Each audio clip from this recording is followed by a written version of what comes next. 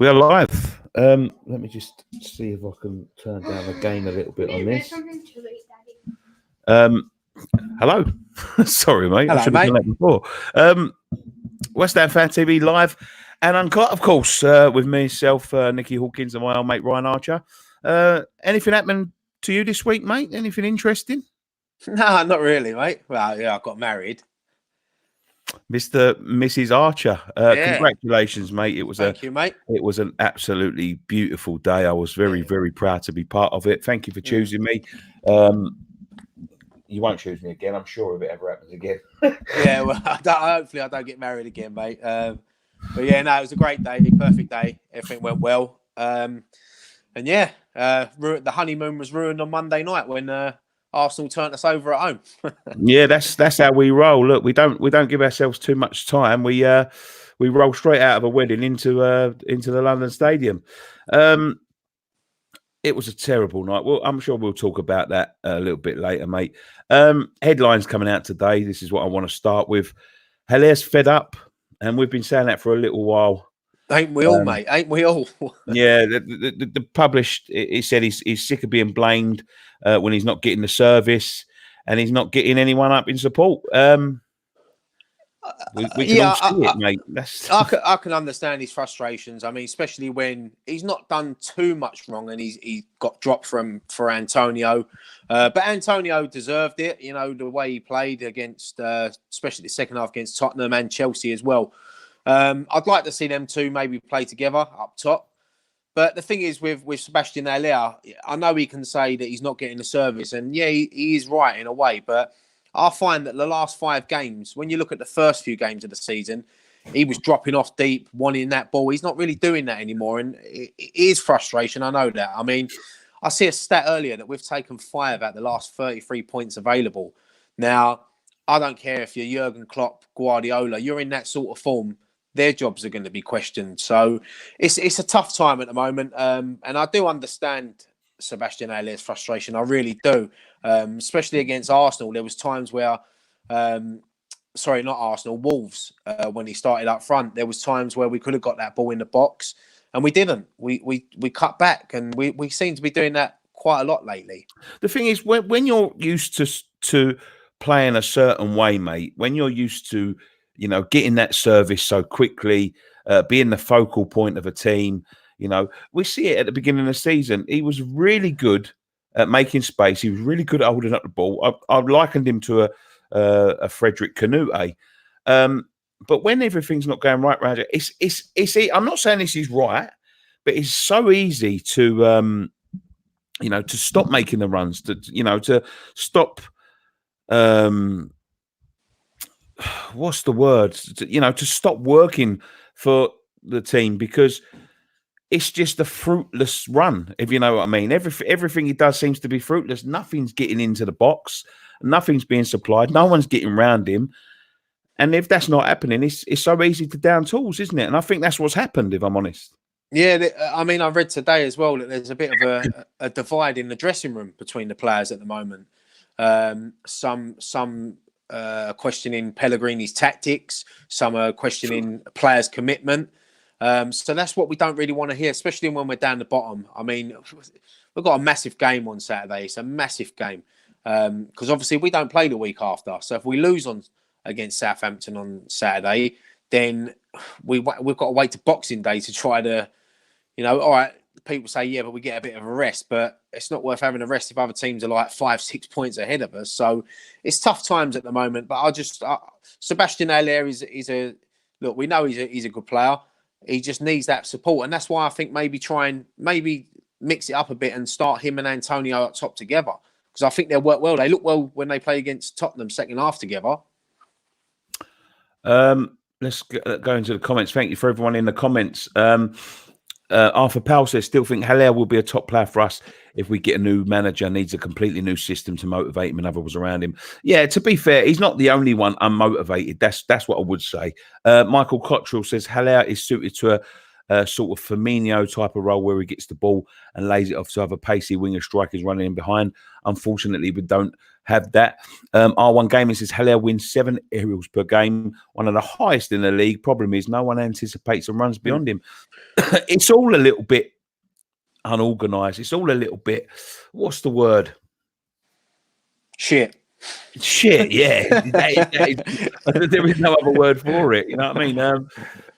It's nobody believes. I don't think, and I've been saying this for a little while now. I don't think anyone believes in the system. No one believes that they're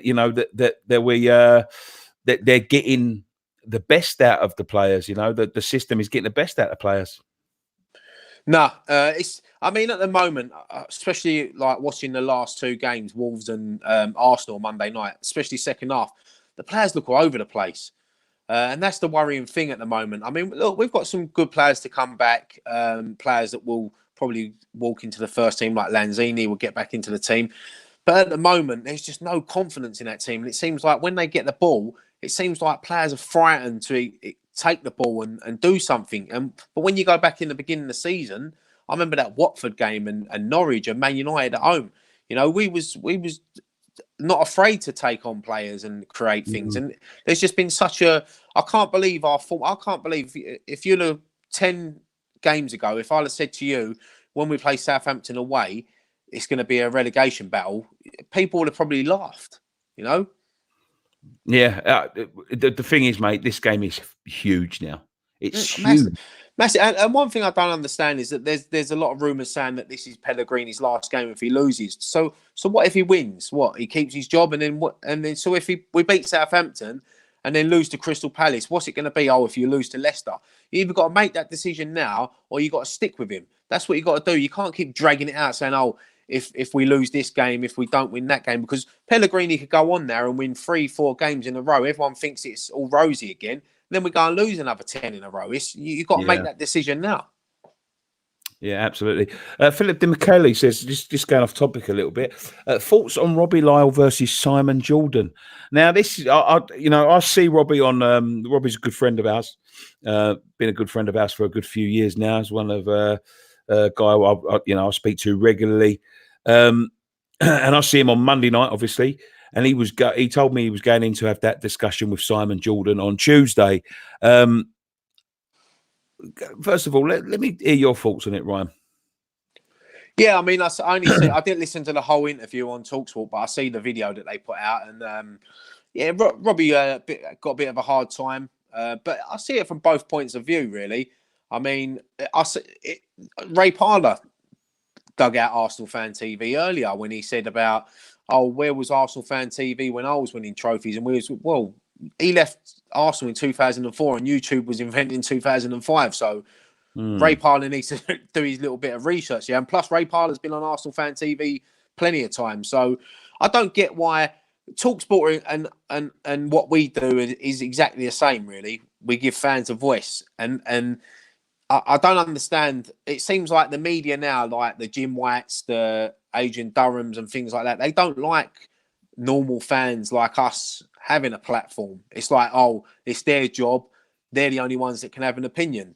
But Simon Jordan put up a good argument. I think he was spot on with what he said. It's just, I think they were both right in a way.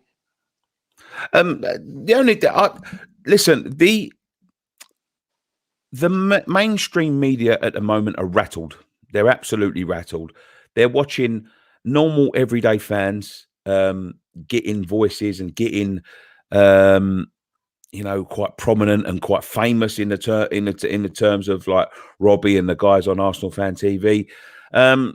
You don't have to agree with everything they say, but you could just tell he was a little bit rattled by the way he was, by the way he was sort of trying to dismiss their IQs. You know what I mean? I know Troops and I know DT a little bit, and I can tell you now they're not thick people. They're very clever people. I think it was Jim White mentioned as well. Like, what did Troops do for a job before this? I mean, what's that got to do with anything? Yeah. My thoughts on, and I'm sure a lot of West Ham thoughts on Jim White will be the same. I think Jim White's a knob. To be quite honest with you, I think he embarrasses himself when it comes to football. and it's so one-sided of the argument. I think the problem with the mainstream now is that they're seeing fans getting prominent, and if fans can get prominent, anyone can have a voice and anyone can have a say. And these people are, like Ray Parler and and Simon Jordan. They're so far attached from the game now. They've been so far attached from the game for a long, long time now. The game is changing. Us as fans, we go to games and we see the way it's changing and we don't like it. They all get paid off by people in football clubs and things like that. Look, we're not in the business of making up rumors or trying to sell our product like that. We try and sell our product on opinion, and an opinion is a very strong one. And if you've got someone that's in front of them people, in front of them games week in, week out, their opinion, in my opinion, is going to be more prominent than someone like Simon Jordan, who watches an Arsenal game on the telly once every 9 weeks or so, who watches a Man United game on the telly once every 4 weeks. And their value as broadcasters and their value as opinions, because these TV stations and that, they pay big money to have people like Roy Keane, Graham Souness, and all that sort of thing. Their value is dropping because they know that they can get, and they're being shown that they can get the same opinions from the people that just watch the game. Yeah, I mean, look, people like, someone like Roy Keane, I can listen to because he's been there, done it. He's won titles. Graham Souness as well. He dominated with Liverpool. Gary Neville, all of them sort of people. I can listen to them sort of people. But when you get people like Simon Jordan who said, "Oh yeah, but I run a football club," so what? So what? It doesn't matter. Badly, to be quite honest. And he ended up losing money and selling them. But look, he had an opinion. Robbie had the balls to actually go in there because there's probably would have been a lot of people that would have turned that offer down. He went in there, he had it out when he lucky enough got a word in. So hopefully they shook hands and they both see it from both points of view. Well, I've got it on good authority that he refused to shake his hand afterwards. But when you look at the discussion that they had, it was just a gang up. They was trying to trip him up, and he had the answers. Robbie, I thought it's a well balanced argument. Obviously, Simon Jordan he uses a lot of posh words and things like that, and he's trying to trip him up like that in that way. But I thought Robbie held his own well. Let's not forget, TalkSport are inviting people like us onto the radio now. They wanted Robbie into that radio station because they know it will get them big numbers, and it will. This is what I don't understand, mate. As you said, they invite all fan channels onto, especially the sports bar. So I don't understand what their problem is. If they've got a problem with these sort of what we do, then why invite us on? I don't think I don't think you can chuck in all presenters the same, because I heard Ali McCoy sticking up for Arsenal Fan TV. They all have their own opinions and they're all entitled to it. You know what I mean? But let's have a look. See in the comments. Are the bald thick? Surely the longer they off holding sacking Pellegrini, the less points we will pick up, and less matches we have to pick up the points to save ourselves.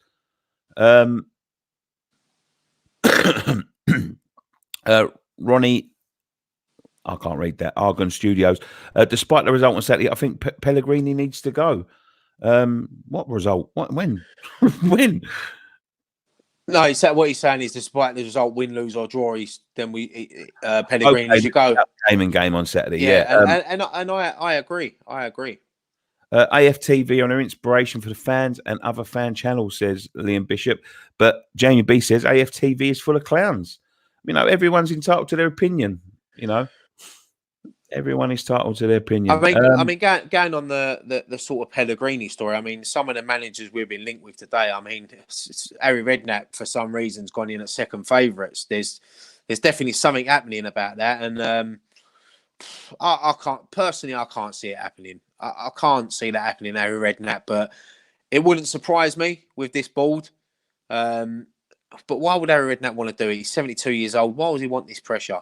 He's comfortable with his life. He's got enough money. He don't need and then you link with Big Sam, David Moyes, Tony Pulis, Alan Pardew. It looks like they just want to bring in a British manager to see out the rest of the season when eventually they do get rid of Pellegrini. I mean, for me, David Moyes, I'll be honest, I wouldn't mind that. I don't think David Moyes done a bad job at West Ham.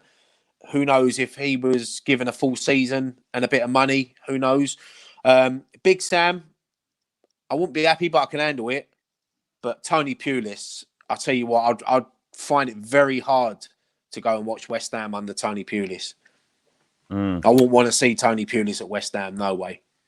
Have you heard about Enzo? Can't remember his second name, but he's our second assistant manager and pretty much won us the Chelsea game. Should we look at people within the club first for a manager? Now, that is a very good point because I didn't know this until yesterday. I called the Chelsea game a bit of a fluke, but apparently it was our assistant manager, and I'll forget his name off the top of my head now, that took the training session. And apparently throughout the club, and you'll listen to this on a podcast that I've done yesterday, he's a very well-liked and respected man. There are rumours coming out the club, and they're only rumours. I don't know. I can't verify them, and I'm just going to put them out there to be devil's advocate, that Manuel Pellegrini is not very active on the training ground, and you know, the training methods have been somewhat questioned by the players.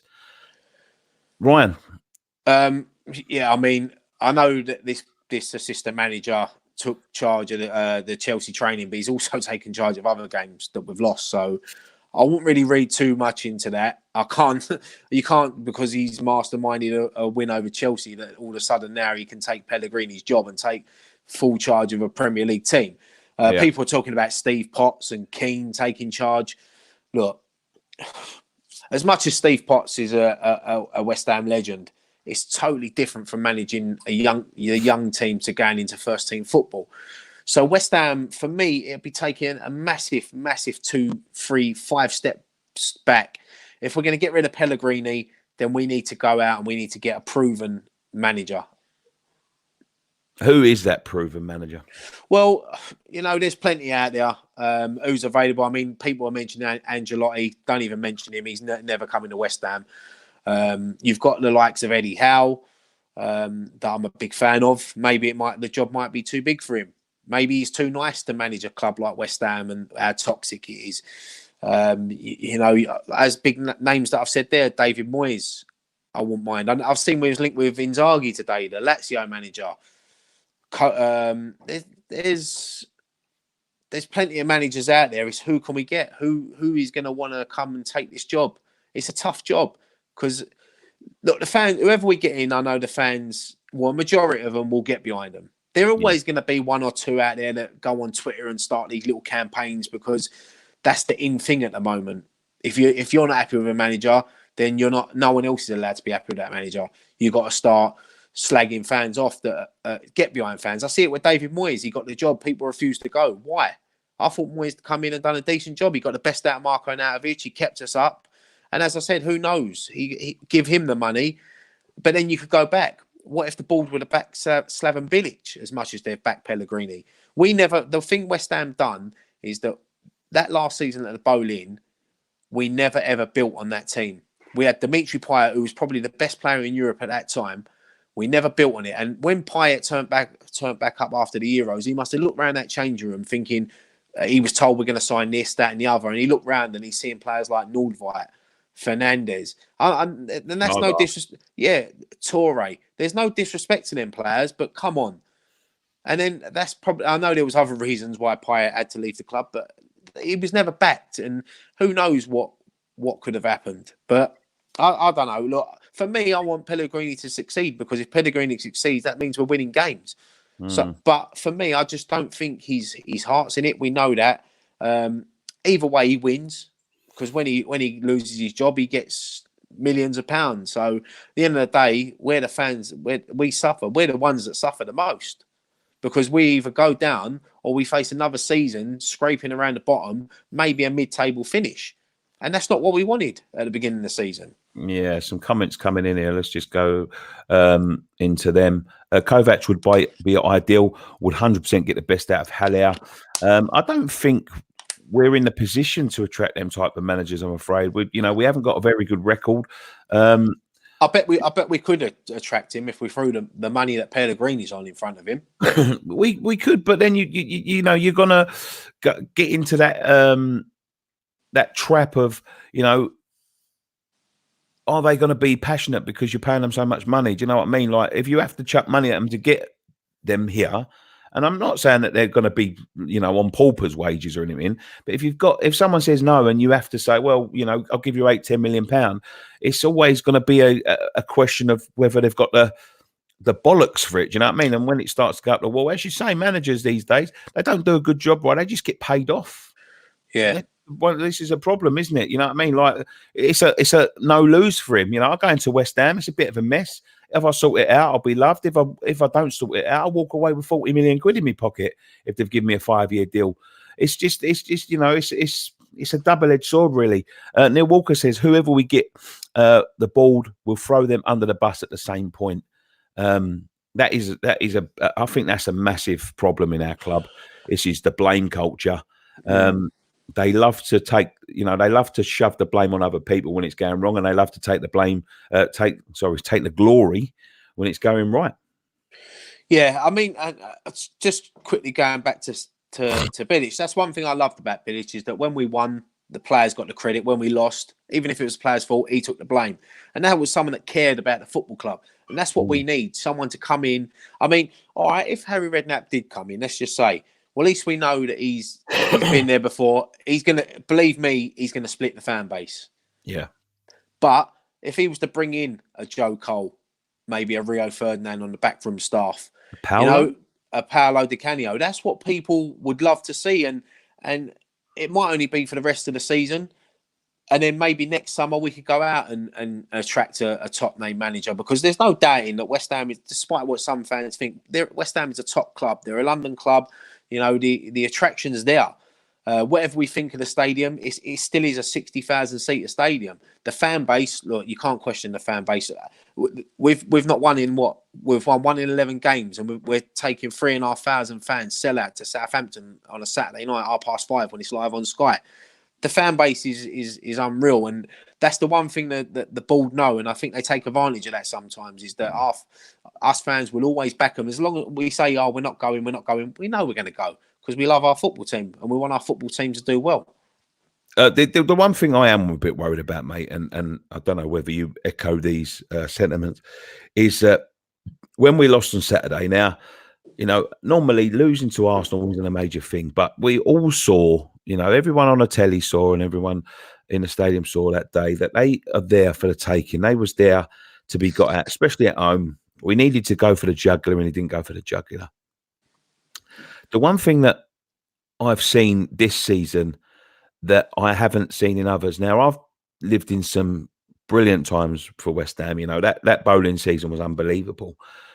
But the last few seasons, they've been very turmoilous. Since we've left the bowling, they've been full of turmoil. And I've seen people get angry, and I've seen, you know, protests being organised, and you know, people, you know, getting so angry that they can't control what they say. You know, it comes out into violence sometimes. The one thing I've seen this time, which is a little bit different from them times, is I see people giving up. I see people turning around and saying, you know what, I don't care anymore. You know, we've been through all this for 4 years. You know, they've promised us change. They promised us this. They promised us that. There's only so many times you can be let down by somebody or let down by an organisation before you say, you know what, enough's enough. And I've never seen that in West Ham fans. You know, the fight is literally being sucked out of them. And that's a worrying thing for the football club. I totally agree, mate. I mean, I done a radio interview the morning after the Arsenal game, and I said to him, I said, you know what? I used to results really used to affect me, really did it for days. I wouldn't get over it until maybe our next game. But I come out that stadium on Monday night, and I didn't care, and you know, and it didn't bother me. Honestly, it really didn't, and it should. And the love I've got. Listen, West Ham United is always going to be my football club, no matter what. You know, whether I stop going, I'll always still look out for the results and things like that. But for some reason, it's just not the same football club.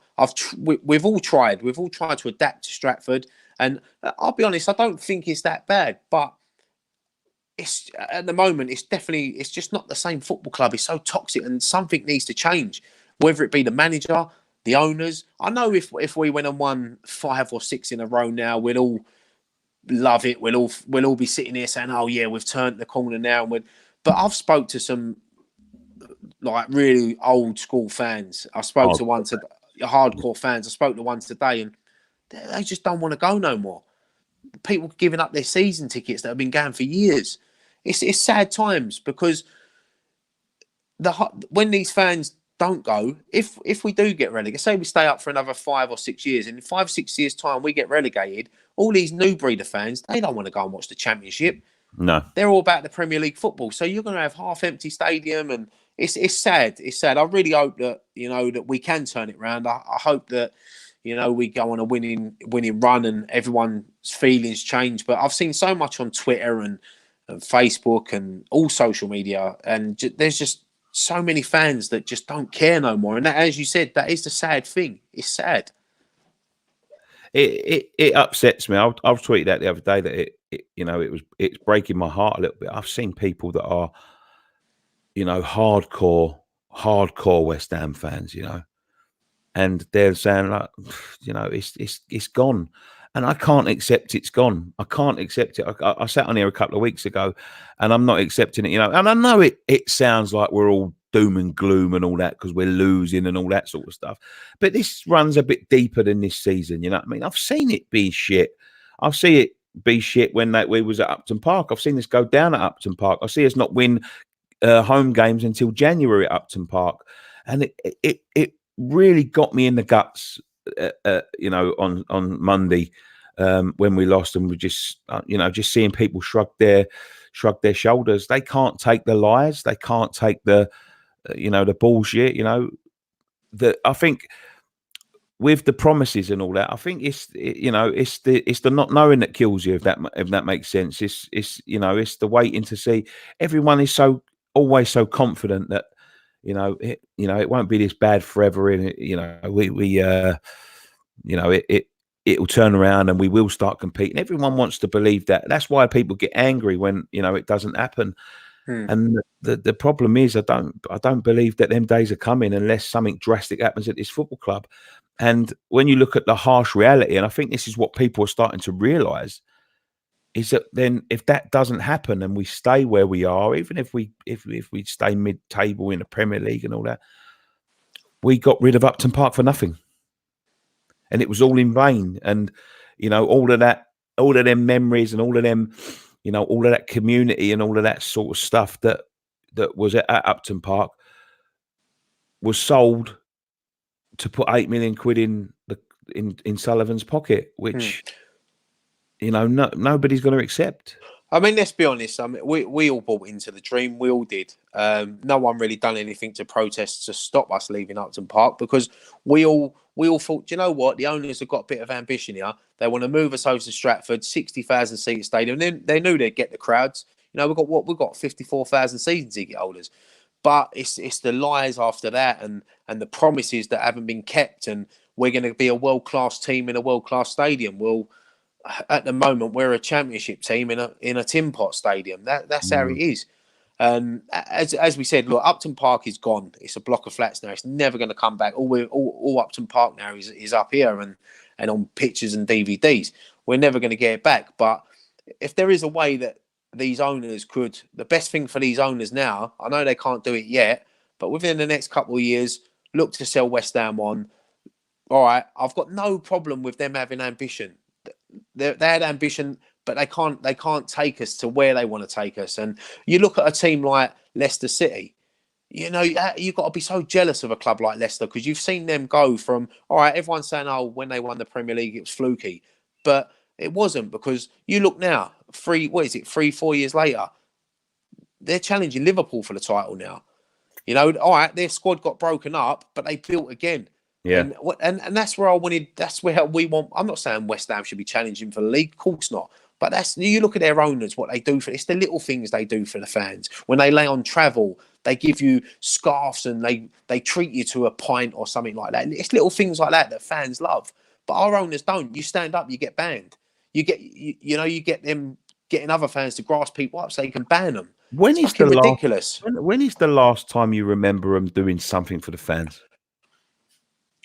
Like on it, I don't know. Something that isn't necessary and isn't a t-shirt at the last game of bowling. Maybe. Probably when the last thing I remember them doing was when we played Liverpool away and it was Bobby Moore's anniversary and they laid on the t-shirts for us. But this is what goes back to, and this is where I think that Gold and Sullivan made a huge mistake. When we was at the Bowl-in, you used to be able to talk to them. You used to see them get out of their cars. They used to stand there and pose for photos. They used to talk to fans. They used to take, and that's what made you feel we've got some good owners here. As soon as we moved to Stratford, you don't even see them anymore. You don't see all that anymore, and that's the difference between Do them. you think that sort of thing might contribute to why they're doing what they're doing? Because they don't have to face the wrath of people walking in the stadium anymore.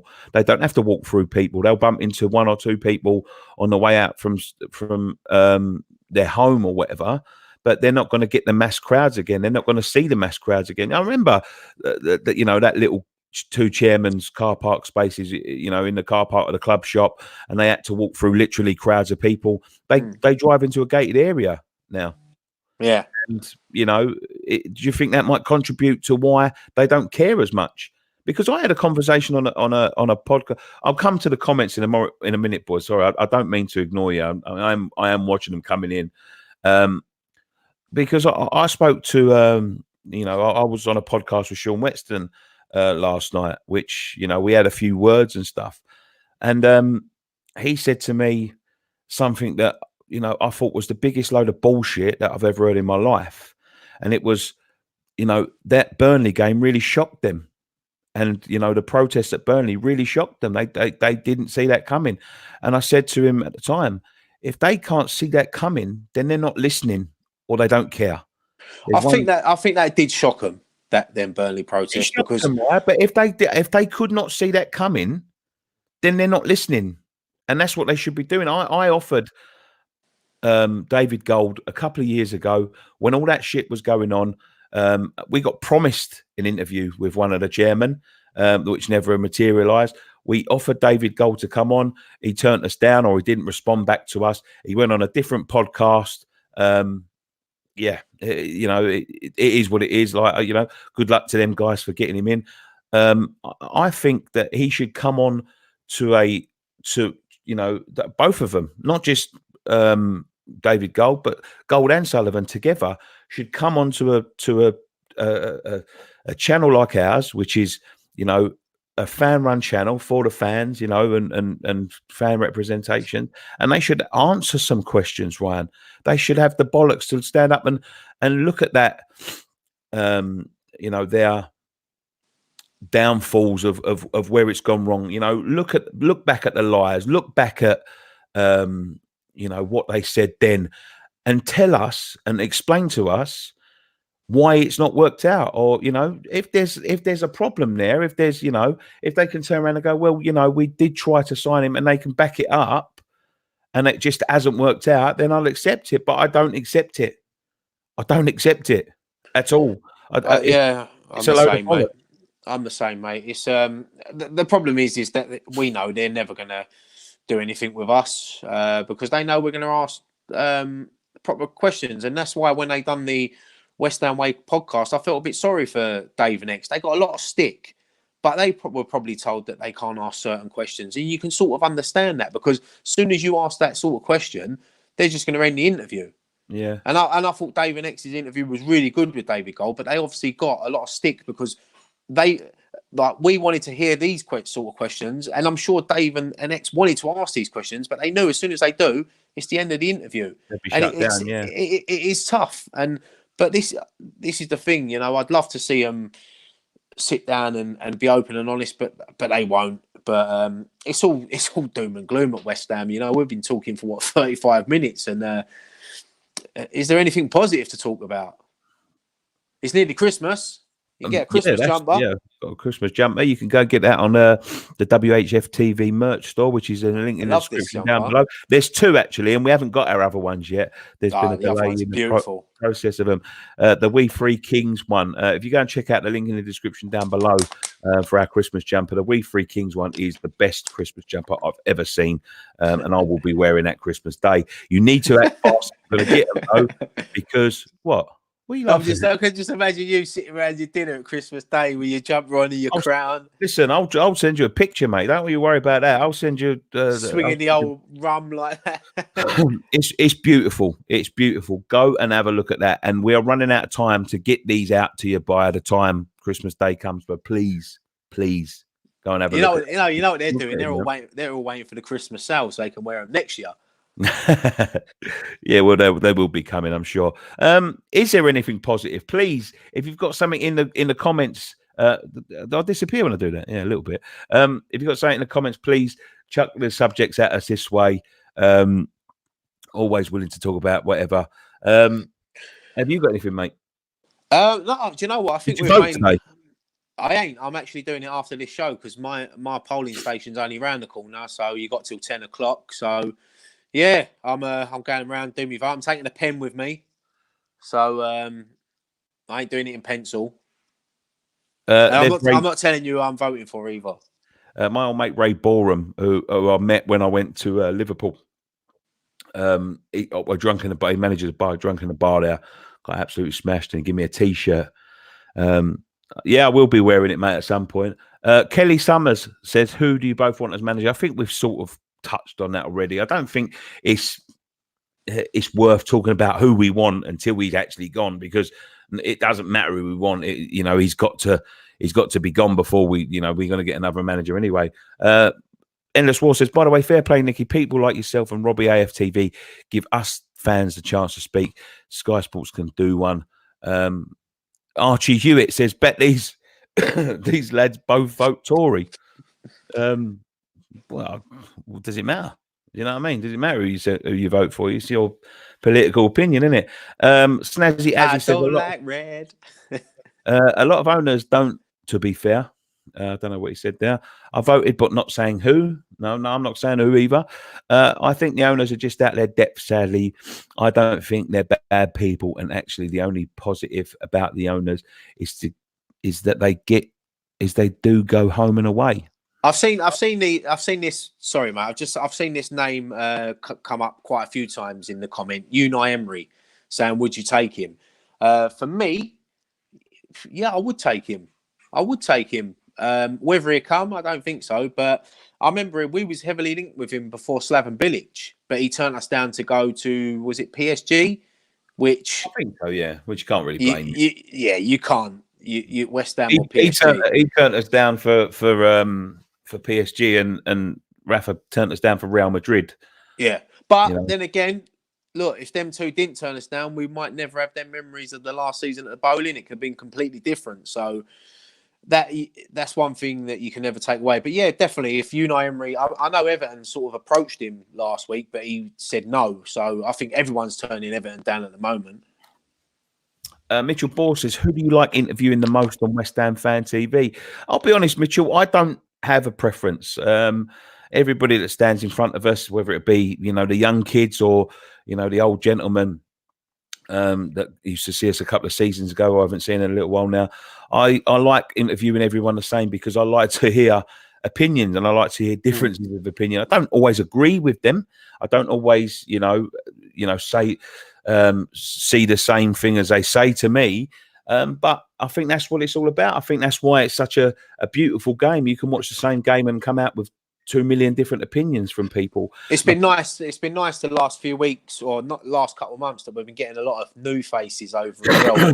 Yeah. People criticised us saying that we only interview the same people, but we interview whoever comes over. And lately, these people that have usually stood behind the camera, not wanting to be interviewed, have got the confidence to come on. And there's been some great new people on there. I mean, I can't think of his name, but the bloke who interviewed the other night with the glasses, I think he speaks very well. And I know he didn't want to come on, but you made him come on because he spoke well after the Tottenham defeat. Yeah, So I just said to him, he was standing there, and he was, he was there right to the end. He'd waited all the way. I was presuming he was waiting to, to speak, and he said, I don't want to speak tonight. And I said, oh well, I think you should. I think I loved listening to his opinion the other day. I thought that was a brilliant interview, to be quite honest with you. And I think he talked a lot of sense. He brings a lot of balance to his. To the channel and stuff like that. Andrew James, which clubs do you actively dislike? Not necessarily fans, as you may have matches, but what clubs do you not like? I don't know. Obviously, like you have your London rivals, and now I'm just trying to think of a random one. Bolton, don't like Bolton after what they done to us in 2003. Do you know what? I know. Do you know what? I'm going on a Southampton channel, so I hope he's not watching. I fucking hate Southampton. Yeah, their fans are a bit arrogant, I think, sometimes. Yeah, I just can't stand the club. I think it's a fucking poxy club, and I hate it there. To be quite honest, and I think I get a chance to say these things about things because not a lot of people like West Ham, and I love West Ham. So, if Boris and Pellegrini. If Boris had Pellegrini out in his manifesto, I'm voting for Conservative all day. Listen, whoever you voted for today, it doesn't matter. Look, we're not talking about politics. We're talking about football. It doesn't matter who you voted for. I'm not a very political person. I'm neither, here nor there when it comes to politics. I don't really give a shit, to be quite honest. I think whatever. Whoever gets in this, it's not going to make. You're only voting for a much lie, difference, no matter what way. But I know who I'm siding with, and I can't stand the other bloke, to be fair, and I hope he don't get in. I hope we don't wake up in the morning and see the man in red in charge. And that's your opinion, mate. Big Palace Stew says, I love the championship. I hope we go back down. Don't lie, people. It was the best time ever down there. It's proper. It's proper in the championship. 3:00 kickoffs on a Saturday. Great old school grounds. But look, the Premier League is where you got to be. The Premier League is the best league in the world. You go turn up, and it don't matter who you play. You're going to see world-class players, whether it be on your team or the opposition's team. So, but I do love the championship. It's a tough league. It's a very tough league. Ken Ammers, I so wish you could interview Billy Bonds on your channel. So do I. Yeah, so do I. We've had some good ones, to be fair. I'm aiming for some for the new year. Well, yeah. I've got hopefully, I've got a good one lined up that I'm still working on now, and we'll keep it hush hush. I've got a good one that I'm working on. By the way, mine's not a footballer, so something different. WHUE video says, fault on the backup goalkeeper situation. Feel we should promote the young Anang or Trot. I think we're definitely going to get a new goalkeeper in January. There's no doubts about that. I think we know about Roberto. He don't deserve to wear the badge. He should be shipped out straight away. David Martin hasn't done too bad. Had his fairy tale moment, but he's as a number two. I think behind Fabianski, I think we need to improve, and I think they will get a new goalkeeper. There's rumours about Darren Randolph, which will be a strange one for me. What crazy, man. This is what I don't like about this as well, this club sometimes, is the amount of times they get rid of people and then go back to them. It's a bit of a fucking joke, really. Yeah. I found that very strange, that rumour, but if it's on the cheap, that's got Gold and Sullivan written all over it. I know we've been linked with Butland. Maybe bringing him on loan with a view to a permanent deal in the summer wouldn't be bad. Butland's a good goalkeeper. He's only 26. He's young. He could be a replacement for Fabianski in a few years' time, because Fabianski's 33, 34, something like that. So maybe another 2 seasons for Fab. And Butland ready-made to come in. But whoever we get, we definitely need a striker. I know that for a fact. That's the one thing we need to get in. Let's have a look at this one. Kassam Ali Khan says, would you start Holland? Well, he hasn't done much wrong when he's played in the last couple of games. I mean, it was a bit hard for him to come on and affect the game the other night when you're 3-1 down to Arsenal. But you never know. Maybe, is he worthy of a start against Southampton? Maybe we need to mix it up a bit. Drop someone like Snodgrass. Look, I love Snodgrass. I do. I love his heart. I love his passion. I love his work rate. But I don't know. I just think we just need to mix that team up a little bit and maybe chucking a Nathan Holland in now. It really frustrates me when you watch Diagana for West Brom, and I'm thinking to myself, why ain't he in the West Ham first team doing that? Of course. No, it's frustrating, but Diagana's learning his trade down in the Championship. So good luck to him. Lysander CG says, where do you sit in the London Stadium and where do you film? We sit in block 229 and we film just by the club shop, opposite Turnstile F. Yeah, we follow the light. You will find us.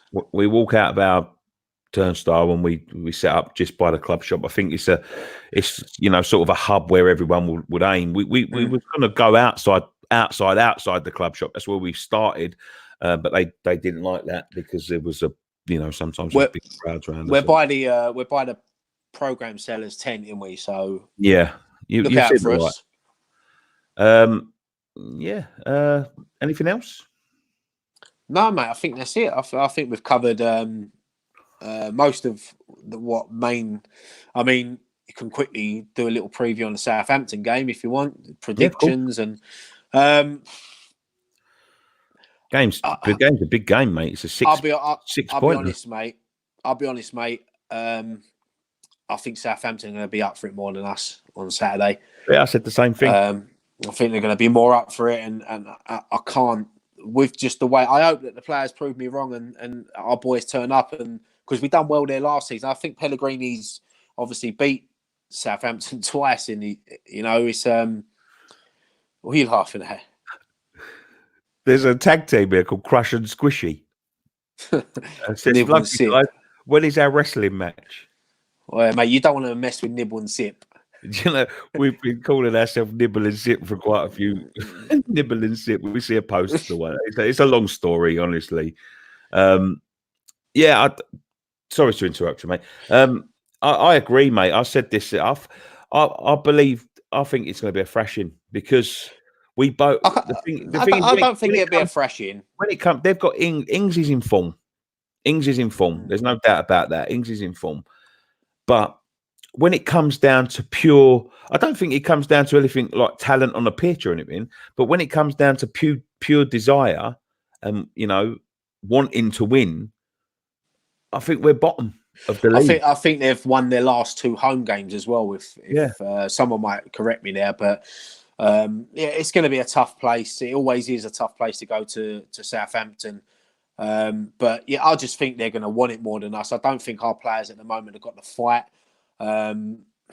So yeah, I never predict us to lose games, but I just don't fancy us getting anything out of this on Saturday. I hope I'm wrong. Of course I do. I want to drive home from Southampton smiling that we've got 3 points because, as I said, we lose this game, we're in the bottom 3. We don't play the week after. We'll be in the bottom 3 for Christmas. Then we play Palace away and Leicester at home, and it don't get any easier. It does not get any easier. What do you think the score's going to be? I think we'll score, but I think it'll probably be 2 or 3-1 to Southampton. I think, I'll be honest with you, I think it's going to be like 3 or 4-0. Don't say that. No, honestly, I know I don't mean to be the bearer of bad news or whatever, but as I said, when it comes down to pure desire, and we have been shocked before, we can't get everything right. I mean, when you go to Chelsea, we put up a good fight against Chelsea and all that sort of stuff. But when it comes down to pure desire and hard work and all of that sort of stuff, I think we're the bottom of the league for it. We ain't got the desire. We ain't got the fight in us to stop these results. And if we lose this game, the comments the manager's been coming out with are ridiculous. They're fucking ridiculous. Well, if we lose this game, he's out of a job. He's got to be. I'm so shocked that he's still in a job, Ryan. To be quite honest with you, but you lose to Wolves. Yeah, this is the thing that fucking fucked with my brain a little bit. And he turns around and says, "Yeah, well, you've got to target your own games." We fucking lose to Arsenal, and we haven't won an home game since September, and we lost that one, and we're not going to win an home game till the new year. No. Like, it's fucking mental. It's just, the lack of, care. That he doesn't realise what a dire situation we're in. Let's just hope that the players have got together in training. Maybe fuck Pellegrini off, have their own secret little meeting. Noble's gather them, get the squad together, get the team together, and let's hope that they turn up Saturday night and they put in a performance for us fans. Not only us fans travelling up there, but the fans sitting at home watching it on telly.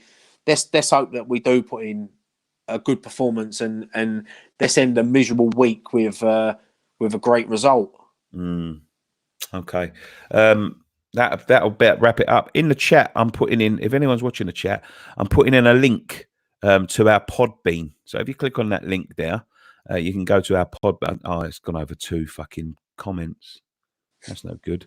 If you look on Podbean and search for West Ham Fan TV, you'll see our new podcast. And I think at about 8 o'clock tonight, straight after this show, you can go and listen to the latest podcast, which was me and Dan Lawless sitting down with one of our old adversaries, Ryan, Sean Whetstone from Claret and Hugh.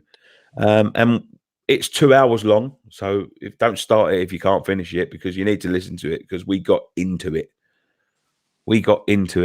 Someone's saying the dot is still there. Jesus, I hope he gets a new Xmas present. Listen, mate, these fucking cameras are not cheap. If you want to buy me an Xmas present and get I just love it. Mr. Fong, and he's got a picture of Jimmy Hill. He's the winner. That's winning right there. Listen to him, mate. Get yourself a new camera. To be fair, that the webcam, I have been trying to look for a good webcam is expensive, and we've got some expensive cameras, and I've been trying to find something to link up the camera rather than having the web thing. Listen, I will sort it out. I just haven't had time. I got slagged off on West Ham on Arsenal Fan TV the other day. They reckon I look fucking 60. Oh, I'll tell you what. You want to do, mate. You want to do. Look, no one's listening. It's just me and you now. Get yourself some nice little oily Ulay moisturiser, mate. Yeah, it gets rid of all the bags under the eyes. It makes you look younger. Listen, I was so tired that day, right? I hadn't had a lot of sleep. I'm 56. The moisturiser works. Fucking oily Ulay, then. Yeah, mate. Honestly, it's the best thing you'd ever get. Yeah. Brilliant. Thank you very much for joining us on this edition. Please don't set up a funding page, Wayne. We don't need funding. We're okay. We can pay for our own stuff. Thank you very much for joining us on this edition of West Ham Fan TV's Live and Uncut. We'll be back next Thursday with another Live and Uncut, so please come back and join us for that. Thank you so much for joining us. We really appreciate people joining in live with the comments. You guys make the show.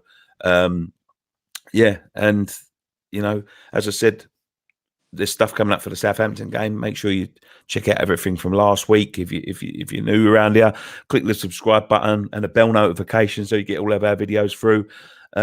Click the thumbs up button. If you click the thumbs up button, apparently it helps us out really, a lot. So please do that.